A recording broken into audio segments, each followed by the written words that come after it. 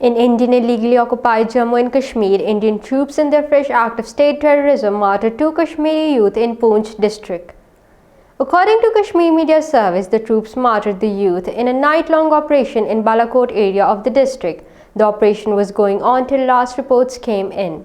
Indian police arrested at least 18 innocent Kashmiri youth during a cordon and search operation in Dangri area of Rajouri district. The police dubbed the arrested youth as militants to justify their illegal detention. The Indian troops launched cordon and search operations in Doda and Kishtwar districts today.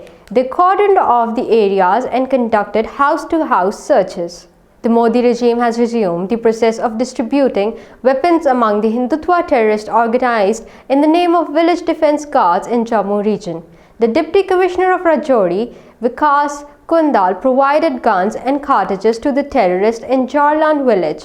A government official confirmed that weapons and ammunition were being supplied to the so-called village defense guard by the Indian police and army. National Conference leader Ali Mohammad Sagar, addressing a party meeting at Bhavan in Jammu, termed the proxy regime run by the Bharatiya Janata Party from New Delhi as the worst form of misgovernance ever witnessed by the people of the occupied territory. A 26-year-old youth from Kulgam district of South Kashmir who was pursuing PhD in chemistry died in Mysore University in Karnataka.